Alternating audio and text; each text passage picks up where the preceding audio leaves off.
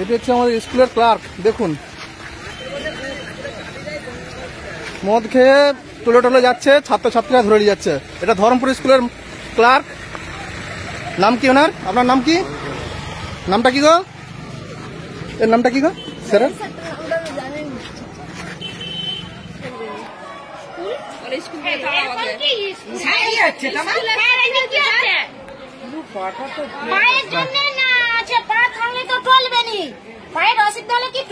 তোমরা কি প্রতিদিন এইভাবেই তাকে দেখতে পাও? মদ খেয়ে প্রতিদিন মদ খেয়ে আসে।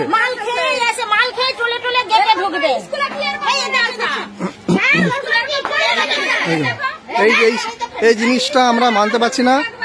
হ্যাঁ, এইভাবে মদ খেয়ে আমাদের ধরমপুর স্কুল সরোজমহল স্মৃতি বিদ্যালয়, রঘুনাথপুর সরোজমহল স্মৃতি বিদ্যালয় স্কুলের নাম। এটা ধরমপুর গ্রামে বাস। এনারা রান্না করে স্কুলের। এনাদের বক্তব্য শুনুন। আচ্ছা, ইনি প্রতিদিনই কি এইভাবে এ করে?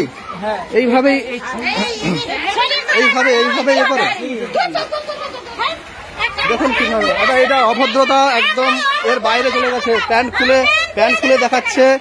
এইটা এই ধরনের আমরা মানতে পারছি না। এর বরখাস্ত করতে হবে, স্কুল থেকে বার করে দিন। দেখুন কিভাবে পড়ে যাচ্ছে। দেখুন।